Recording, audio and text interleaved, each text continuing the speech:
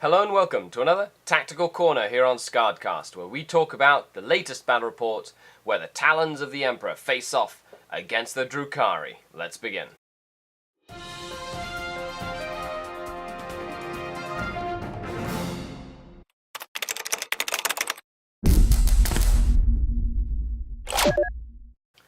Hello and welcome to this Tactical Corner.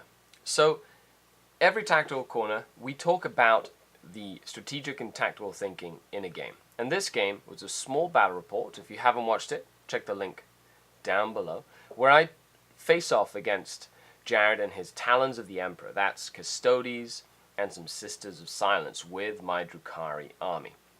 So let's talk about the general strategy first of my Drukhari army, and then we'll go into detail about the game itself. There was a maelstrom of war, therefore you have to be mobile, you have to have different elements, and you have to be able to do a variety of different things. Now, I was playing a more friendly army with some Reaver jet bikes, a screen of razor-wing flocks with a Beastmaster, some witches, Trueborn, a couple of Cavalite warriors, Ravager for some anti-tank, Raider for movement, a Void Raven bomber just to generate some harassment, and of course some Scourge.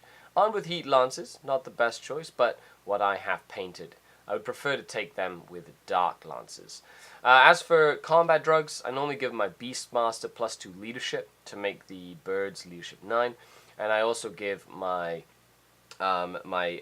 witches +1 toughness normally to make them toughness 4.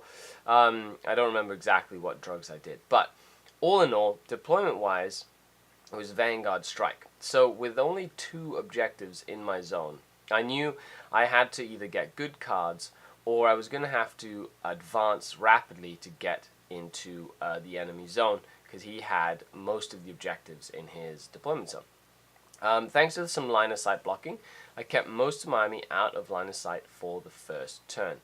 And during his first turn, tactically he wasn't able to really deal with too much of me. Now on my first turn, having seen what cards he wanted, he had to get to the forest.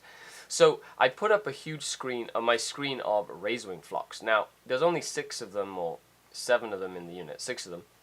That's still a lot of wounds to get through, and I was willing to sacrifice them in order for him not to get a full distance of movement to get all the way up into my zone. This would allow me an additional turn to deal with the tough Custodes as they arrive. Now, luckily enough, he wasn't able to kill my razor-wing flocks, and I did burn command points to keep them alive, but this proved to be invaluable because those little razor-wing flocks survived to later in the game and kept on tying up the Land Raider in combat, and this was probably the most frustrating thing for my opponent, as a little tiny flock of birds stopped 4 last cannons and a heavy bolter from shooting at the rest of my army. This meant that I was able to go after things like his Warlord, who I almost killed, when I ganged up on him and he survived barely. My Scourge, doing some damage there, jumping around with their Heat Lances.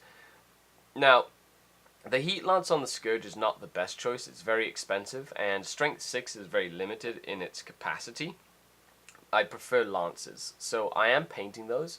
Ideally, this unit will eventually have 4 Dark Lances to be able to jump in a safe distance away, usually in cover for a 3-up save, blasting away with Lances.